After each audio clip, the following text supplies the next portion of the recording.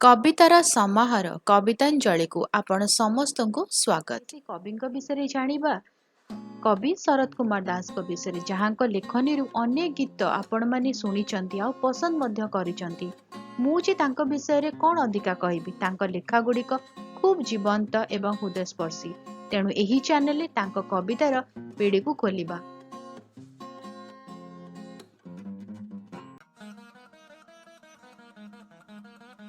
ବାଟ କେବେ କଣ୍ଟକିତ ଖାଲ କମାରେ ଭର୍ତ୍ତି, କେବେ ଅନ୍ଧାରିଆ, କେବେ ପୁଣି ଚାରି ଛକରେ ଝାଇଁ ମାରିନିଏ ମୁଣ୍ଡ।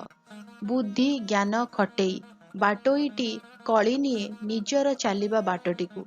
କବିଟିଏ ବି ଲେଖିବ ସେ କବିତା, ଯେବେ ତା କଲମ ମୁନକୁ ଚାଲି ଆସନ୍ତି କବିତାଟିର ଭାବ, ଭାଷା ଆଉ ମର୍ମ। ଏ ସବୁ ସମ୍ଭବ ହୁଏ ନିଜ ଜ୍ଞାନ ବଳରୁ। ସେଇ ବିଦ୍ୟା, ବୁଦ୍ଧି, ଜ୍ଞାନର ଦେବୀ ମା ସରସ୍ୱତୀ ଯେବେ ଆଡ଼ କରି ଦିଅନ୍ତି, ଚାରିଆଡ଼ ଦିଶେ ଅନ୍ଧାର। ସମସ୍ତେ ଚାହାନ୍ତି ମା ସରସ୍ୱତୀ କରୁଣା କରୁଥାନ୍ତୁ କାଳ କାଳ ପାଇଁ। ମା ସରସ୍ୱତୀଙ୍କର ପାର୍ବଣ ଏଇ ବସନ୍ତ ପଞ୍ଚମୀରେ। କିଏ କେତେ ମାର୍ଗରେ ନିଜ ଦୁଃଖ ଜଣେଇ ମାଙ୍କୁ ଆରାଧନା କରେ। ଚାଲନ୍ତୁ ଜାଣିବା ଆମର କବି ଶରତ କୁମାର ଦାସ ମା ସରସ୍ୱତୀଙ୍କୁ କିପରି ଆରାଧନା କରିଛନ୍ତି। ଜାଣିବା ତାଙ୍କ କବିତାଟି କ'ଣ। ଭକ୍ତିର କବିତା। ହେ ମା ସରସ୍ୱତୀ।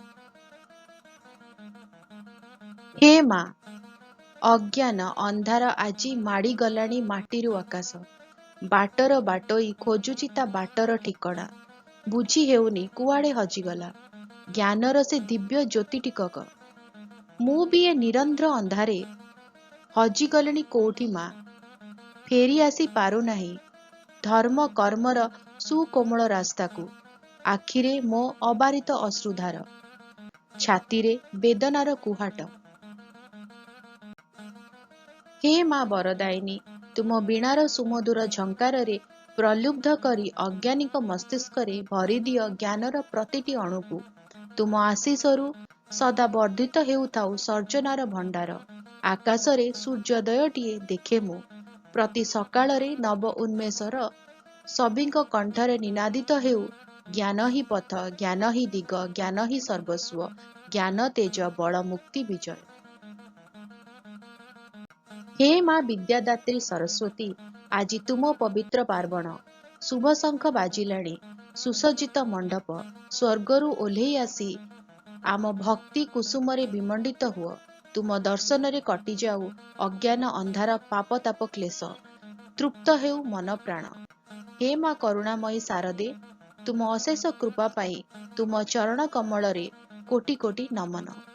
କେମିତି ଲାଗିଲା ଏ ଭକ୍ତି କବିତାଟି? ବହୁତ ଭଲ ଲାଗିଥିବ ନିଶ୍ଚିତ। ଭକ୍ତିରେ ପରିପୂର୍ଣ୍ଣ ଏହି କବିତାଟି ଆପଣମାନଙ୍କୁ ନିଶ୍ଚିତ ମନମୁଗ୍ଧ କରିଥିବ। ତାହେଲେ କ'ଣ କରିବେ ତ ଜାଣିଛନ୍ତି। ଆଉ କ'ଣ ଅଧିକା କହିବି।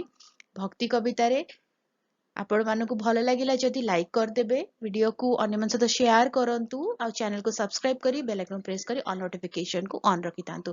ତାହେଲେ ଦେଖା ହବା ଆଗାମୀ ଭିଡ଼ିଓରେ। ଯଦି ଉପସ୍ଥାପନାରେ କିଛି ଦୋଷ ତ୍ରୁଟି ରହିଗଲା ତାହେଲେ କ୍ଷମା କରିବେ। ରହୁଛି ଆପଣଙ୍କ ଉପସ୍ଥାପିକା ଅନାମିକା। ନମସ୍କାର।